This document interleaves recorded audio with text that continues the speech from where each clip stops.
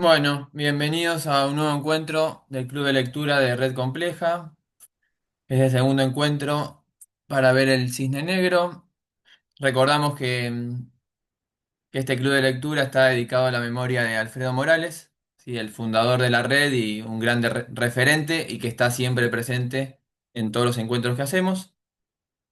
Bueno, en este caso vamos a hablar de la segunda parte del libro del Cisne Negro, ¿sí? Que Taleb, en este caso, vuelve a hablar de la relación nuestra con el conocimiento y los efectos que eso genera. Es decir, habla de la mala relación para comprender el mundo y cómo esa mala relación se refleja en nuestra relación con las predicciones. Va a tratar mucho de lo imposible que es predecir en un mundo complejo, de cómo eso convive con nuestra ilusión de que podemos predecir.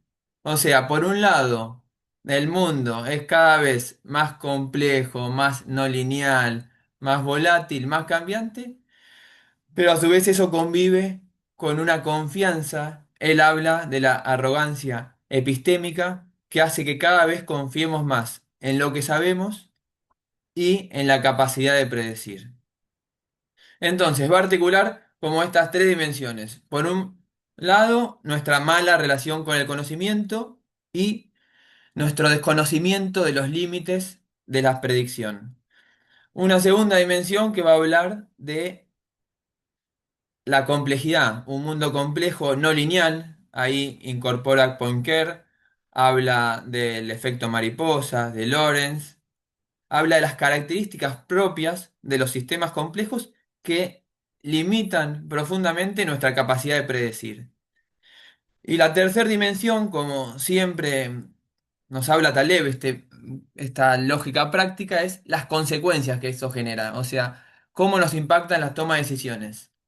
Esta ceguera a la imposibilidad de predecir y esta confianza en la predicción que nos vuelve cada vez más frágil. Entonces, esta segunda parte va a trabajar y nos va a hablar mucho sobre los errores de predicción. O sea, va a empezar el primer capítulo, que es el capítulo 10 con el escándalo de la predicción. Cómo nos equivocamos en las predicciones, en la economía, en la sociología, cuando pronosticamos resultados de elecciones, cuando las empresas pronostican utilidades, beneficios y cómo no solo negamos esta dificultad, sino que pasa el tiempo y seguimos confiando en las predicciones y en los modelos. Va a ser muy crítico con el Excel, con el uso de modelos que en los papeles funcionan bárbaro, en teoría funcionan bárbaro, pero no paran de fallar.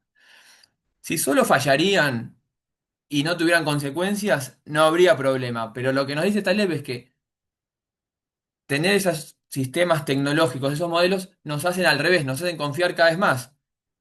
Practicamos en el Excel, el número nos cierra y cada vez que miramos el Excel nos sentimos más seguros. Y con esa seguridad, de una seguridad superficial, vamos a enfrentar el mundo real, con toda la complejidad que eso lleva. Entonces, para tomar decisiones en la vida real, no podemos pensar que el mundo es como un casino, como habíamos hablado en la primera parte. Entonces, en la primera parte, o sea, en el capítulo 10 va a hablar de estos errores de predicción.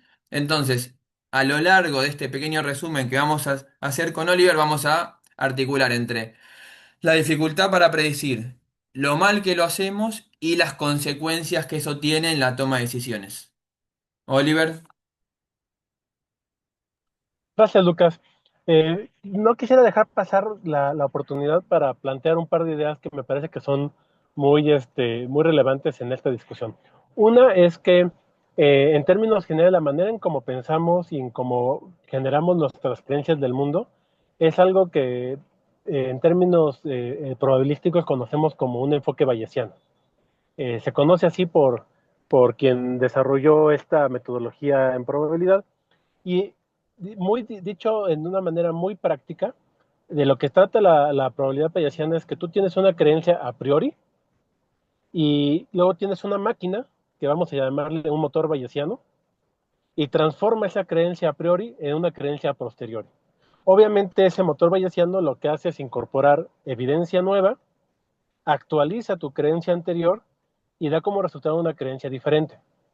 Ahora, si uno se metiera y viera la estructura matemática del teorema de Bayes, de esa máquina bayesiana, lo que va a descubrir es que van a haber dos casos extremos.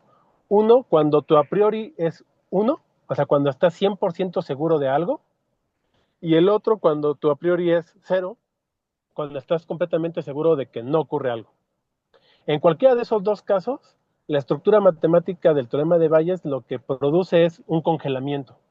Es decir, si tú mantienes una opinión 100% de seguridad o 100% de negación, entonces la máquina bayesiana deja de trabajar.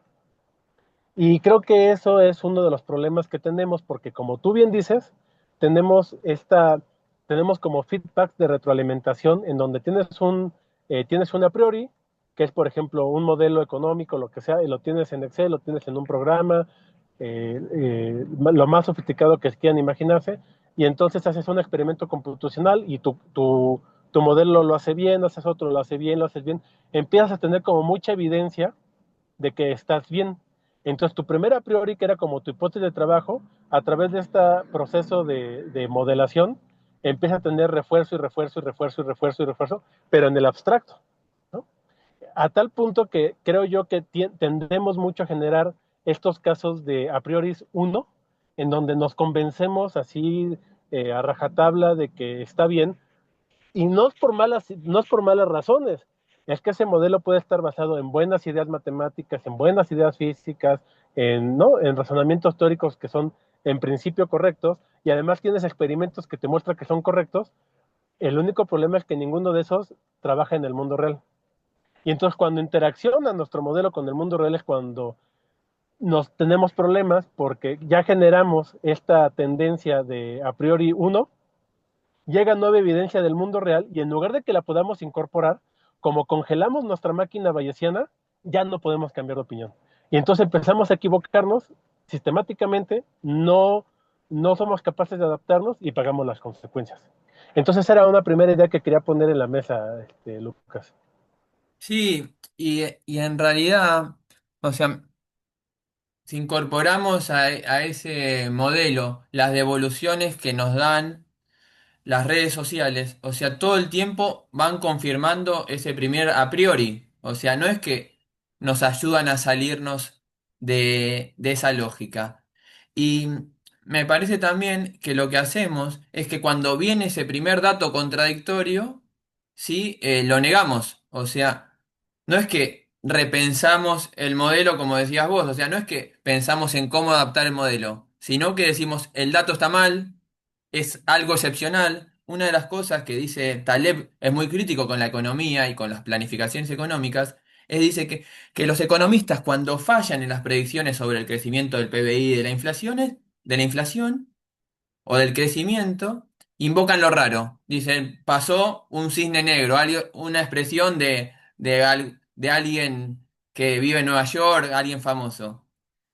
Y o dicen, fue un evento meteorológico, pasó un terremoto, pasó el COVID, o sea, algo inesperado. O el mercado, como fue en la crisis del 2008, la gente se asustó y entró en pánico y empezó a querer sacar la plata de los bancos y eso hizo que estallara todo. Pero entonces, en vez de incorporar la psicología, incorporar lo aleatorio, el azar a sus modelos, siguen usando los mismos los modelos y eso raro, el evento extraño, no aparece. O sea, lo siguen negando. En vez de replantear las dificultades que tienen los modelos para incorporar esa novedad, eso que realmente genera alto impacto, siguen con los viejos modelos y siguen confiando en las predicciones. Por eso es muy interesante lo que dice Taleb es de que debemos preguntarle, cuando nos dicen la proyección para el año que viene o las proyecciones para el resultado de las elecciones, bueno, ¿por qué no me mostrás cómo fue tu proyección el año anterior, las viejas proyecciones? Porque es como que parece que la gente se olvida de todas las fallas, o sea, en eso de la información oculta los fracasos, ocultan las veces que erraron en las predicciones y se repite esto que decías vos, Oliver.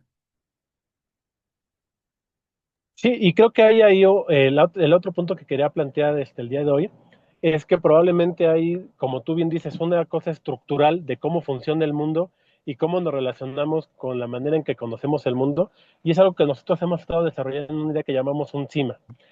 Todos los sistemas que, digamos, tienen capacidad de adaptarse, creemos que pasan por un conjunto de fases en donde primero adquieren datos, luego esos datos a través de cómputo los transforman en información, luego esa información a través de procesos de inferencia la transforman en conocimiento, y luego con ese conocimiento construyen modelos que les permiten actuar. A eso le llamamos CIMA: cómputo, inferencia, modelación, acción.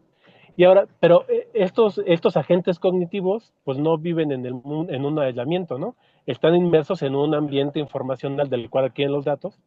Y el punto es que si tuvieras una población de muchos de estos agentes cognitivos en un ambiente que es con baja dimensionalidad, con baja incertidumbre, en donde los patrones estadísticos se pueden reconocer fácilmente, etc., algo que voy a llamar una isla de simplicidad, pues entonces debería ser fácil que se convencieran de que a través de procesos ecológicos y evolutivos, con el tiempo eventualmente, el CIMA que va a terminar gobernando, pues va a ser un CIMA como de ciencia y tecnología, siempre y cuando estés en una isla de simplicidad.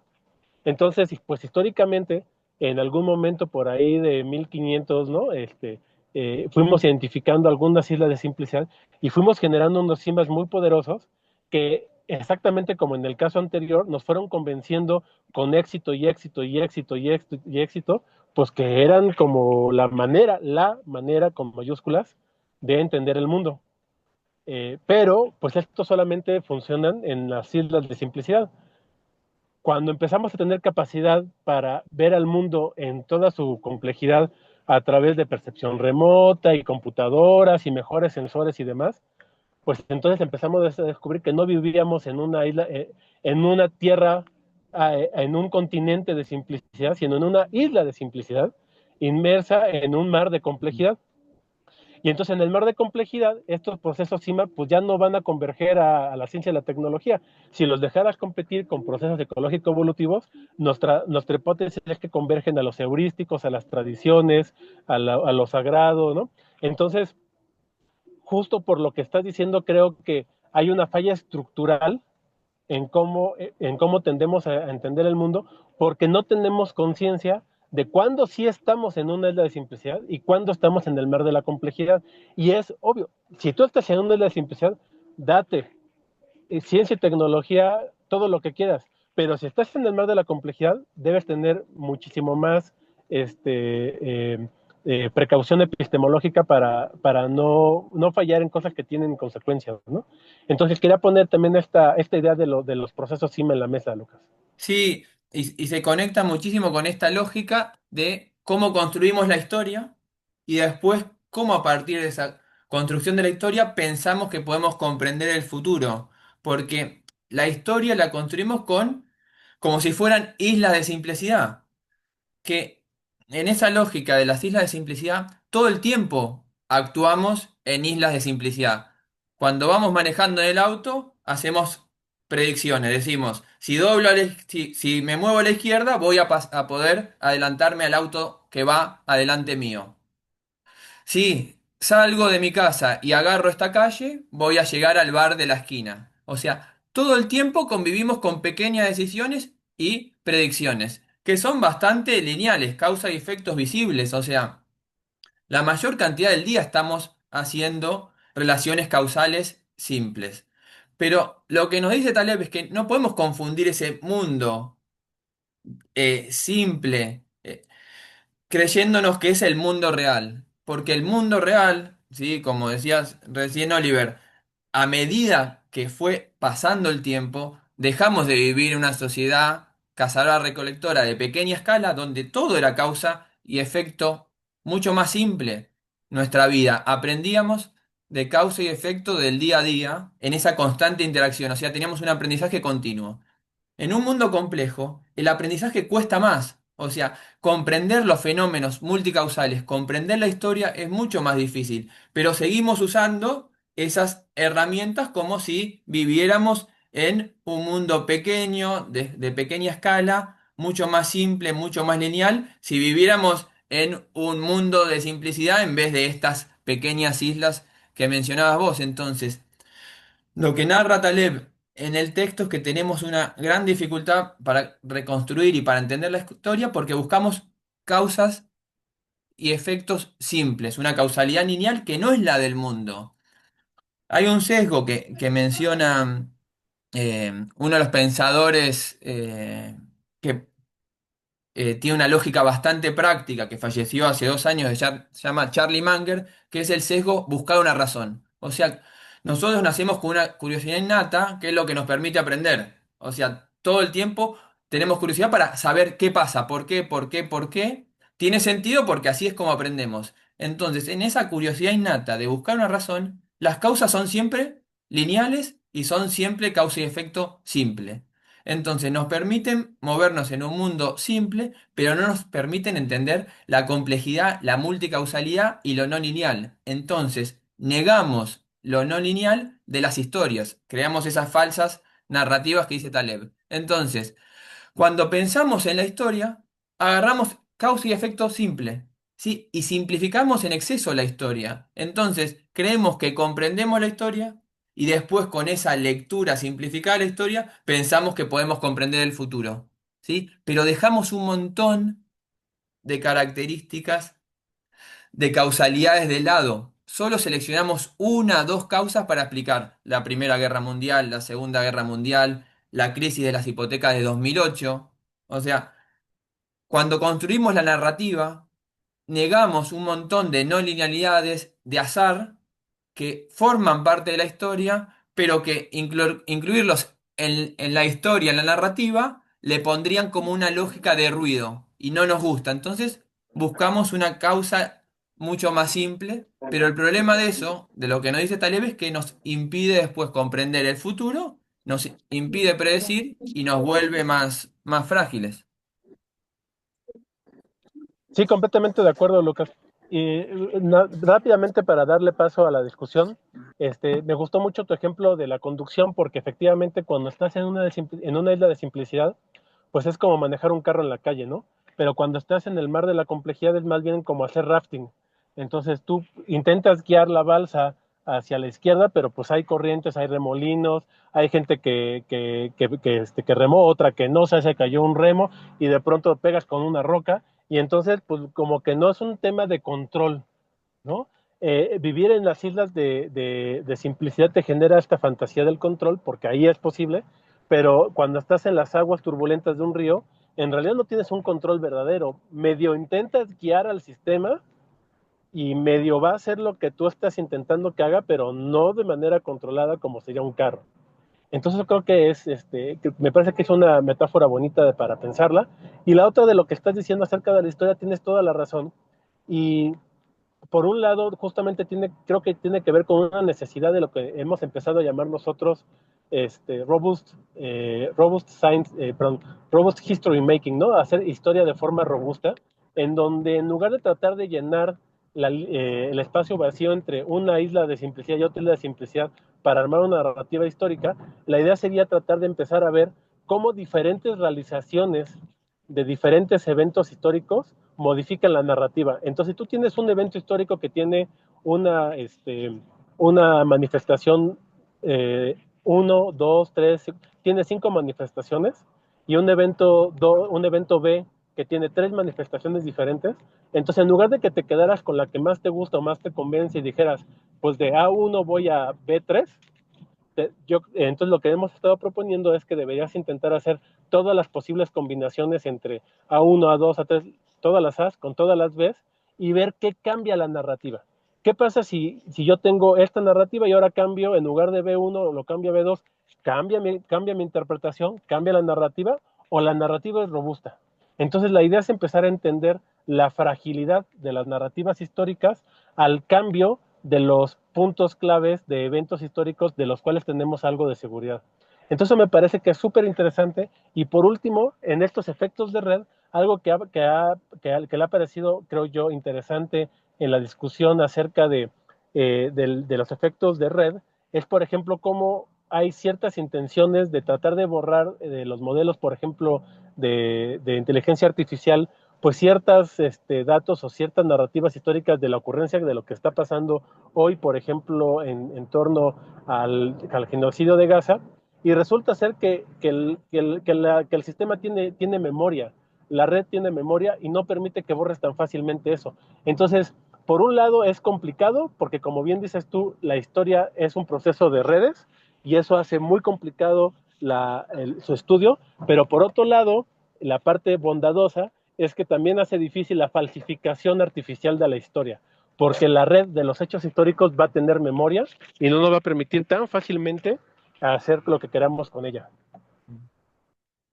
Bueno, si les parece entonces, abrimos un poco al debate, preguntas. A ver, creo que ya hablamos bastante. ¿Quién se anima?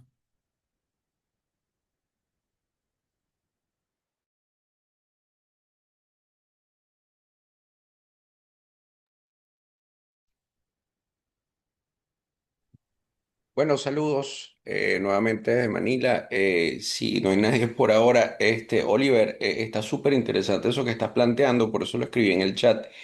¿Puedes dar un poquito más de referencias o de información sobre lo llamaste algo así como Robust History Making?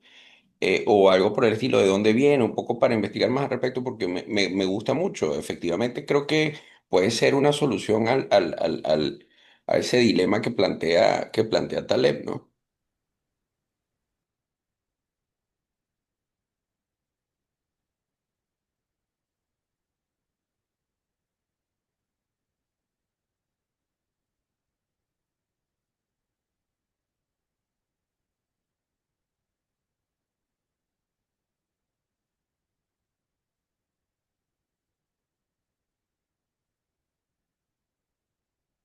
Oliver, ¿ahí escuchaste la pregunta?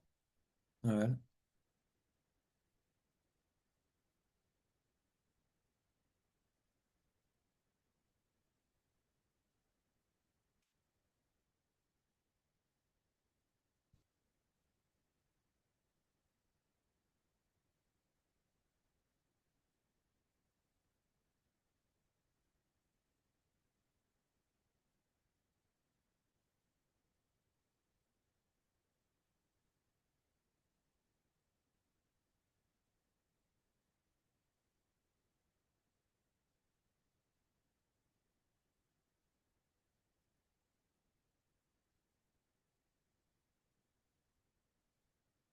Bueno, mientras esperamos ahí que se vuelva a conectar Oliver,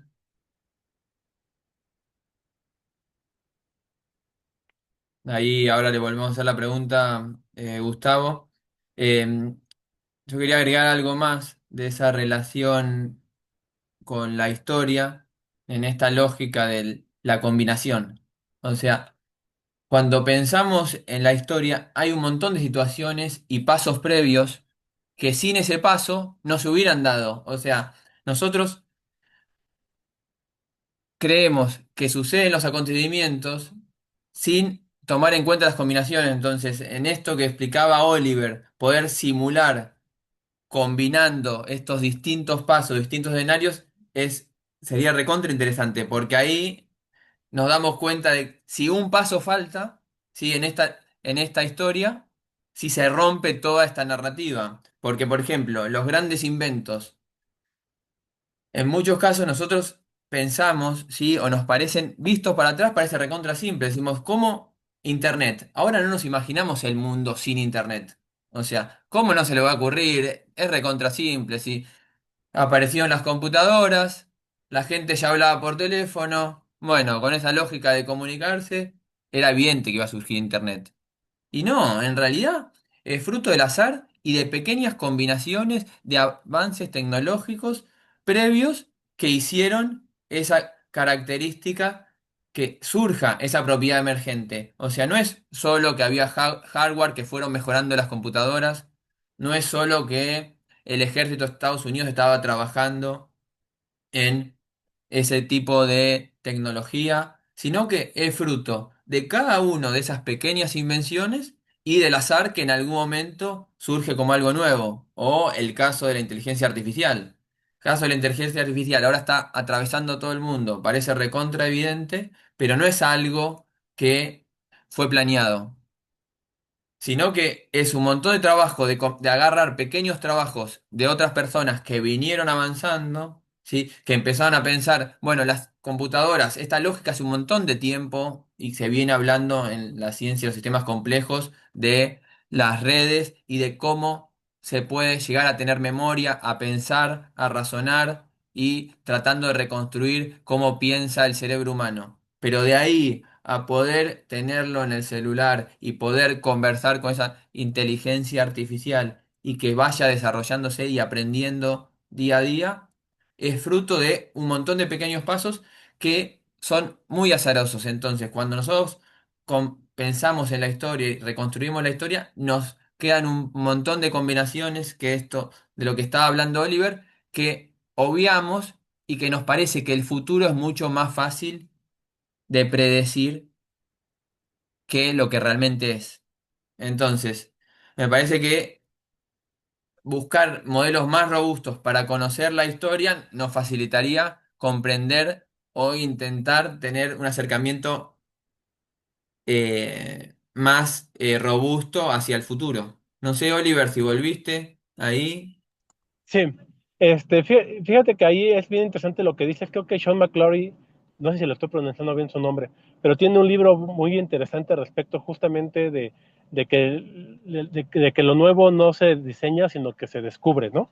Mm. Y creo que pone un montón de ejemplos que creo que son muy relevantes como para recapacitar en ellos. Y creo que en el fondo también es un tema un poco filosófico, eh, como en esta perspectiva de la diferencia entre sobreplanear y ejecutar. Y entonces también la gente que es muy racional tiende como a sobreplanear y actuar menos. Y hay otras personas que ejecutan y después ven qué es lo que va pasando.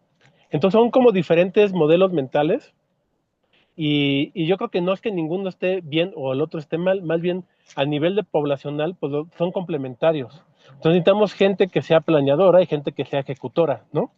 En ese sentido creo que más bien somos como personas complementarias, pero a nivel personal deberíamos tratar de encontrar también como ese balance entre la planeación y la ejecución y no quedarnos igual. Creo que me parece que es un poco parecido al caso del motor bayesiano, ni planear, ni estar congelado de un lado, ni estar congelado del otro lado.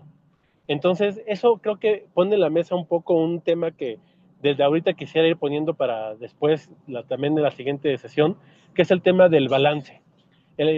Carlos Gershenson va a sacar pronto un libro que habla acerca de la universalidad del balance y mi interpretación de lo que él ha estado proponiendo es que en general los sistemas complejos adaptativos que están en salud, que están en su mejor configuración, tienden a generar balances entre procesos que generan orden y procesos que generan innovación, procesos que generan estructuras, procesos que generan cambio, procesos de pensamiento lento, procesos de pensamiento rápido, procesos de planeación, procesos de actuar.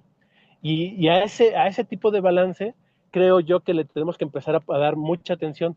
Y me parece que en estos capítulos del Cisne Negro, Taleb hace eso y empieza ya a hablar de estas estrategias para poder hacerle frente a un mundo que no terminamos de entender y empieza a introducir ideas como las estrategias Barbell, ¿no? Que son este tipo de balances. No son equilibrios, son balances dinámicos, adaptativos, en donde tienes como invertir en instrumentos seguros y invertir en instrumentos volátiles, ¿no?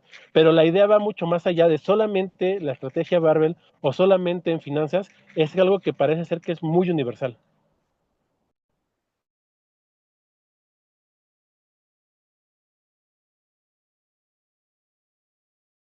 Estás en mood, Lucas. No, que ahí habían consultado si podías contar más de la metodología esa de Robust History Making. Ah, claro, mira, les puedo pasar después en el chat o en los comentarios si lo subes después a YouTube, un ensayo que hice, pero esencialmente lo que hemos estado trabajando es el mapeo de lo que en toma de decisiones se llama Robot Decision Making a la parte histórica.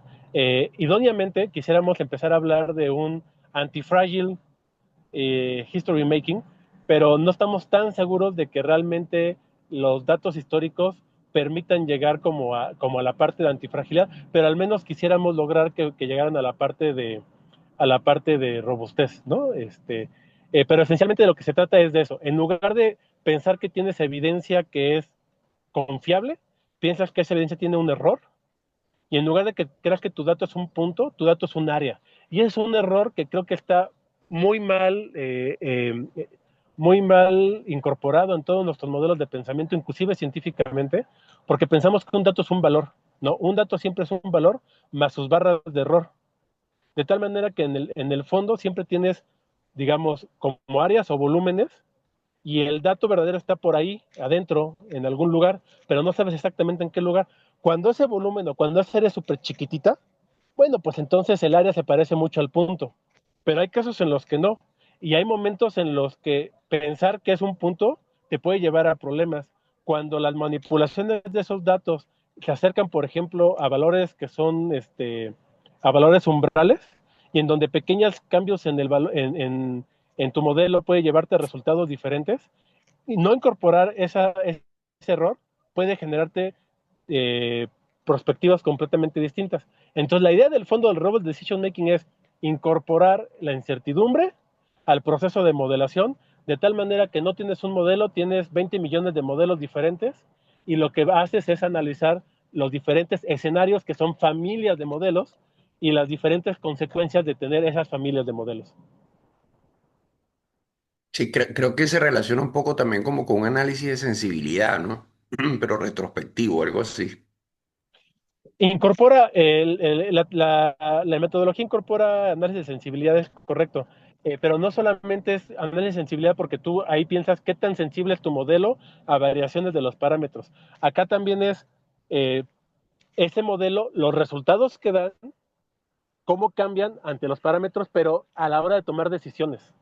Entonces, digamos que lo que extiende a un mero análisis de sensibilidad es que no estás pensando solamente en el modelo, sino en las consecuencias de las decisiones.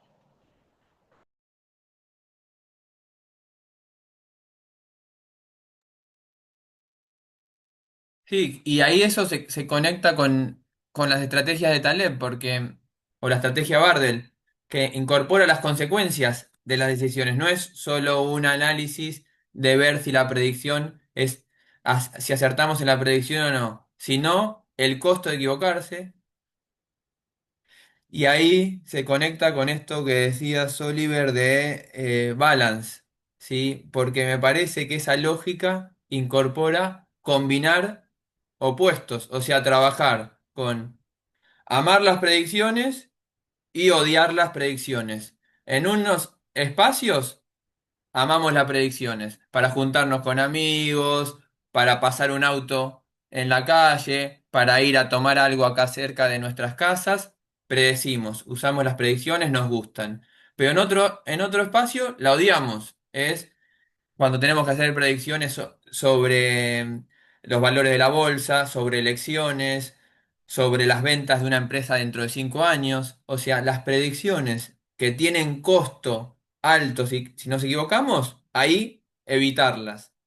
Las predicciones que tienen costo bajo, abrazarlas, hacerlas. Y lo mismo que la estrategia Barbell en el sentido de ser hiperconservador y a su vez hiper eh, agresivo. Por un lado, recontra conservador, el 85% de su patrimonio en bonos del tesoro o en efectivo, recontra seguro. Y un 15% recontra arriesgado en opciones recontra volátiles. O sea, combinan, no es la palabra equilibrio, pero hay como un balance entre dos extremos, ¿sí? Es una combinación entre esos extremos que es contraria a la lógica tradicional, porque en la lógica tradicional es esta lógica teórica en la que enamoramos de teorías rígidas que no incorporan lo opuesto. El ejemplo más paradigmático es la polarización que nos atraviesa. Unos piensan que lo mejor es un lado y los otros piensan que lo mejor es el otro. Y no incorporan ningún punto intermedio ni combinan partes de uno o partes de otro. ¿Qué es esto que decís vos y que se conecta con incorporar el contexto? En contexto de medio cristal podemos hacer utilizar la curva de campana. En contexto de extremistán, no. O sea, convivimos con esos opuestos y me parece que las estrategias de Taleb, que vamos a seguir charlando y sobre todo en la próxima parte, incorporan esto de el balance o no sé si podría ser esto de combinar opuestos, si podría ser el caso. Yo creo que efectivamente la noción de balance aquí es una combinación de opuestos complementarios. De hecho, si uno analiza la palabra complejidad, hay varias acepciones y varias etimologías que uno puede tomar, pero una de ellas viene de complexere y que tiene que ver justamente con un balance de compuestos complementarios. Entonces, la complejidad, inclusive en su definición lingüística, incorpora esta noción de balance de compuestos complementarios. Bien, que también es contraintuitiva, porque los opuestos pensamos en separarlos, ¿no? Es como que cada uno se enamora de un opuesto y esto de que sean complementarios también parece contradictorio y fuera de la lógica más occidental.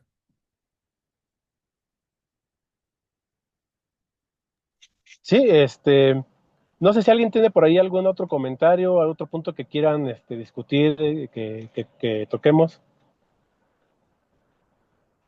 para Hola, ¿qué tal, justamente Oliver? tener un balance. Hola Sí, ¿qué Patricia, tal? aquí. Muy buenas tardes. ¿Qué tal? Soy Patricia Salgado. Oye, ¿me ayudan a puntualizar exactamente con ejemplos históricos a qué te refieres a las islas de simplicidad, más o menos hacia el siglo XV-XVI? Ok, cuando me refiero a las islas de simplicidad me estoy refiriendo al estudio de sistemas que son suficientemente simples. Es decir, por ejemplo, el movimiento de una pelota al caer, ¿no? El movimiento de los astros observables en tiempos de vidas humanas. Este, como todos estos problemas mecánicos clásicos, en una primera aproximación al nivel de instrumentos que teníamos en esa época, podemos pensarlo como isla de simplicidad. Y entonces por eso es que emerge pues el aparato poderosísimo de Newton y tiene un éxito tan avasallador que pues lo tratamos de meter en todo, ¿no? Es hasta mucho después que empezamos a ver con más detalle, inclusive cosas sencillas a primera vista como un péndulo, que pues ya no es tan simple y dependiendo del ángulo inicial que uno le ponga puede pasar de ser simple a ser caótico, ¿no? Pero de inicio de lo que estoy tratando de decir aquí es que con las capacidades de observación que teníamos en esa época, ya llegamos de manera muy natural a una isla de simplicidad que digamos podríamos tomarla como la mecánica clásica, ¿no? O sea, la mecánica de Newton.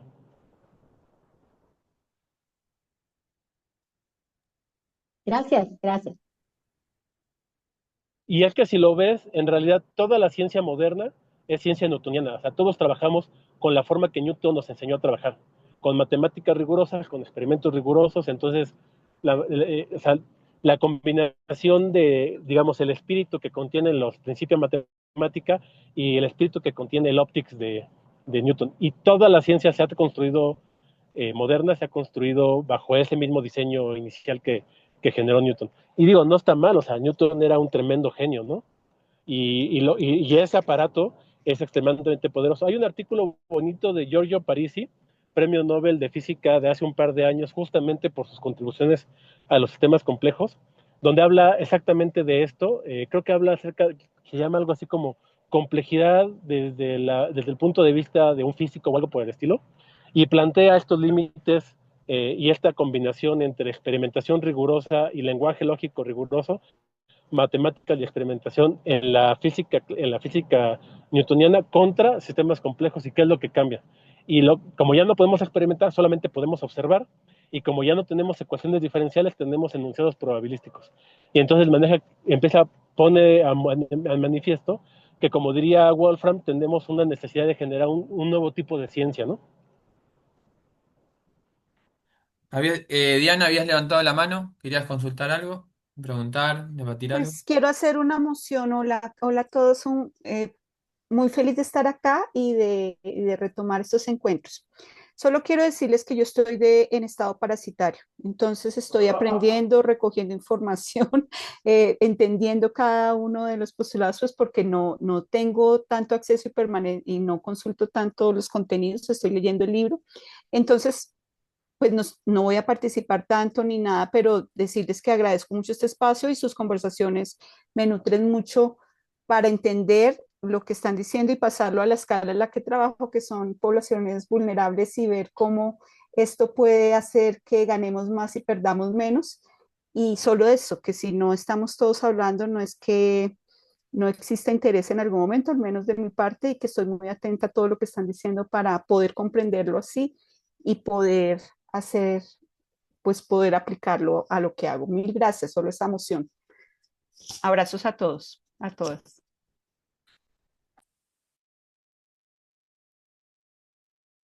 Gracias, Diana, por el comentario y queda muy claro que es totalmente voluntaria la participación y nos ayuda mucho, incluso también los comentarios que van dejando, sí, escritos.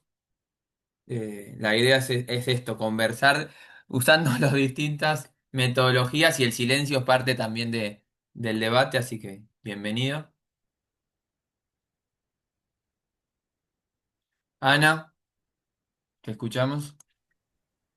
Hola, yo quería preguntar si con la inteligencia artificial, con esa cantidad de datos que maneja, la velocidad, la capacidad de procesamiento, mejora la capacidad de predicción con un sistema de esos, porque incluso en este momento no recuerdo el nombre, pero hay un sistema que predice dónde invertir en la bolsa, que sería más o menos meterse en los terrenos de Taleb. Pues, y dado que el modelo es probabilístico, el modelo subyacente a las inteligencias artificiales, tengo como esa pregunta en la cabeza. O sea, si ya que estamos hablando de la capacidad de predecir, si mejora o no con la inteligencia artificial.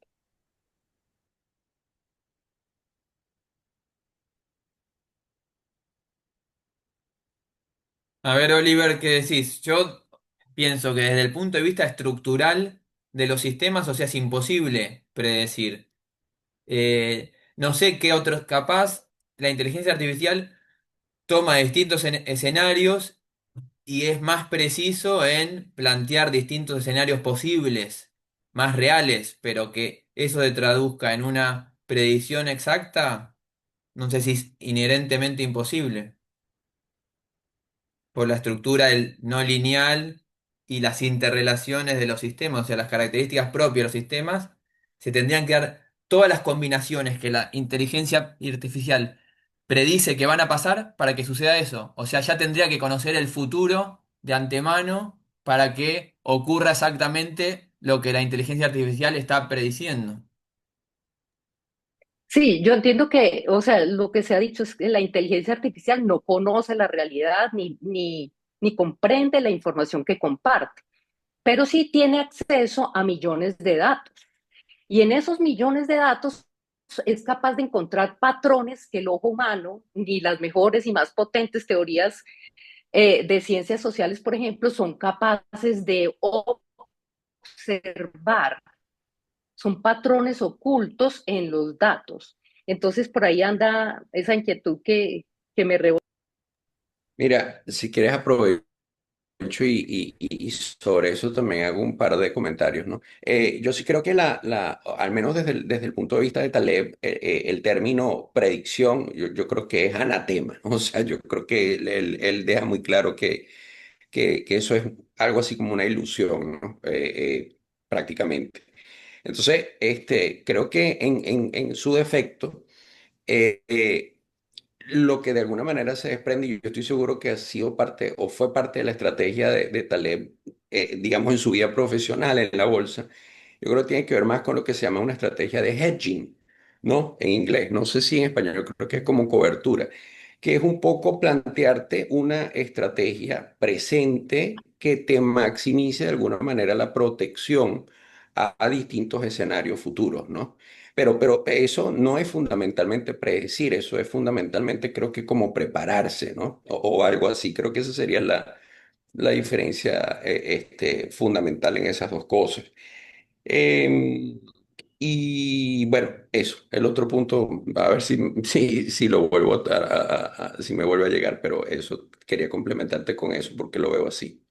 Sí, y una cosita más que me parece que la inteligencia artificial, o sea, nos puede ayudar a reconocer esos patrones, o sea, esos cambios de estado antes. O sea, si junta un montón de información, nos puede empezar a decir, se está formando una tormenta, o veo indicadores económicos que ven altos niveles de deuda, que ven mucha volatilidad, o sea, capaz tener más información y reconocer patrones permite identificar antes que otros procesos, pero predecir el resultado final desde la lógica de Taleb y de la complejidad me parece que es inherentemente imposible. Es más, o sea, me parece que lo concluyente de Taleb es decir, el que más sabe te va a decir con toda seguridad, lo único que sé es que no podemos predecir, pero... Es un desafío y me parece que hay algo que se conecta con la lógica de la inteligencia artificial, que tiene que ver también con la mirada determinista de Occidente. O sea, nosotros tenemos yo creo que desde Occidente hay como una mirada de que podemos, de que si nosotros nos convencemos, podemos, si la ciencia, o sea, la revolución de la ciencia va a avanzar tanto hasta que va a poder conocer absolutamente todo. Y lo que nos enseña Taleb es al revés. La revolución de la ciencia nos va a hacer tener cada vez más cuidado en esos errores de la ciencia. Porque la ciencia sin reflexión, sin tomar en cuenta estos sesgos, se vuelve una ciencia ciega, que no reconoce los límites de la ciencia, los límites a las predicciones.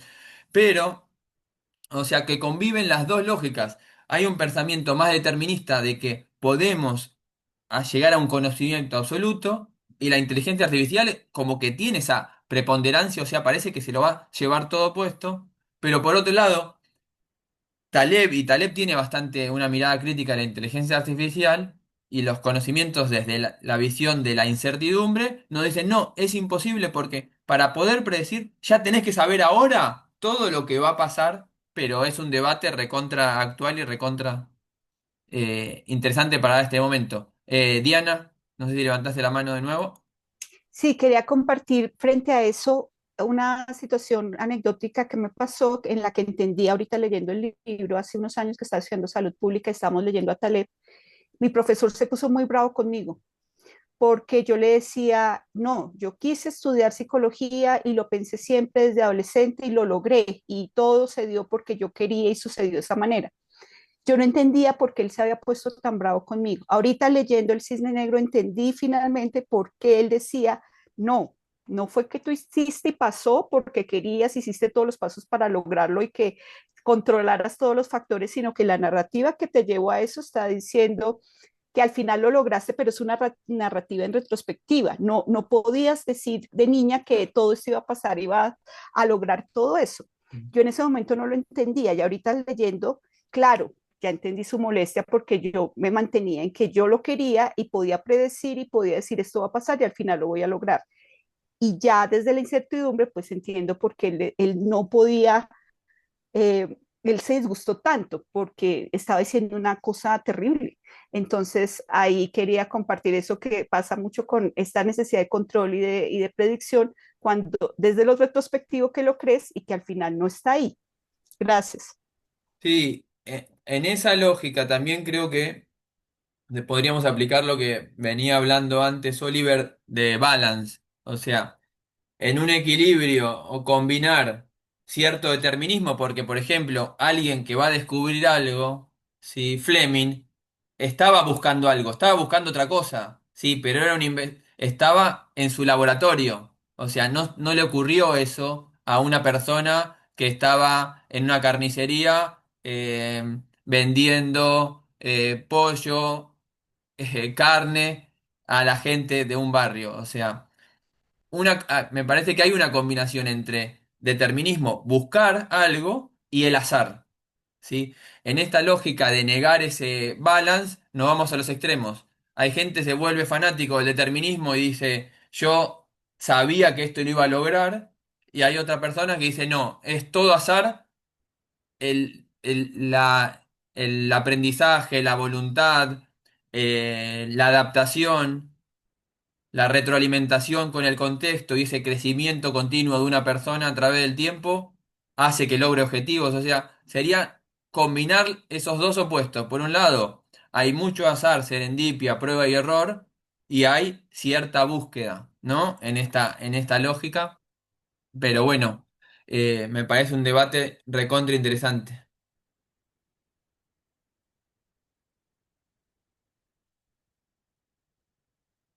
¿Alguien más quiere comentar algo más? ¿Alguna observación? Si no, hacemos unos comentarios finales y ya vamos cerrando. ¿Qué tal? Nuevamente soy Patricia Salgado. Me gustaría invitarles a ambos, a Oliver y a ti.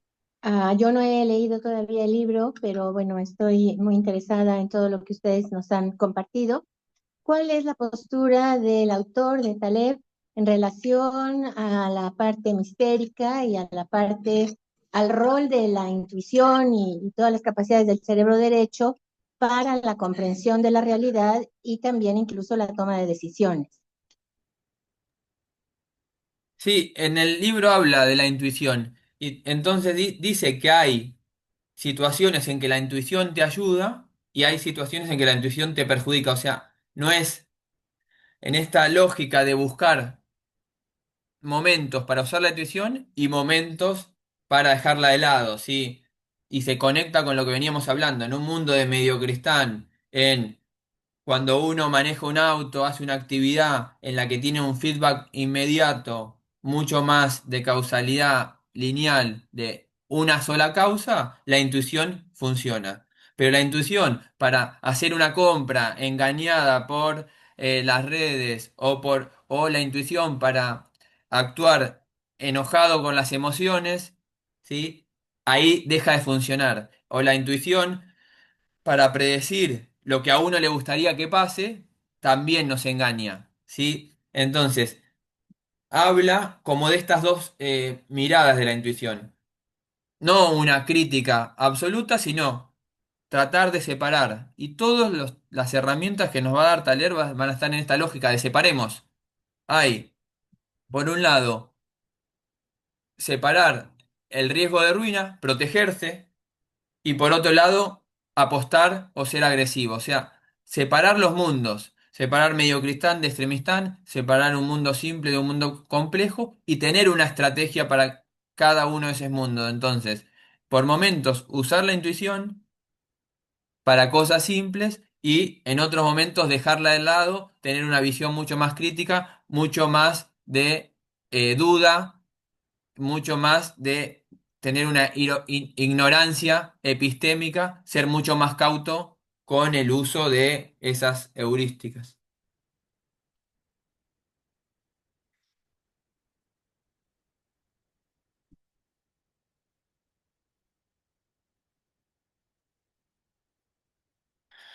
Bueno, entonces, si no tenemos más consultas, sí vamos a ir cerrando este encuentro. En el próximo encuentro va a ser el último. Vamos a estar hablando de Mediocristán Extremistán, de los eventos de cola gruesa, metiéndonos un poco más en ese mundo de la complejidad y hablaremos también de algunas de estas estrategias, ¿sí? De la estrategia Barbel, de cómo convivir el mundo complejo, porque el gran aporte de Taleb, o sea, a mí me pasa que cada vez que hablamos de otros temas siempre voy conectando con Taleb porque tiene muchas cosas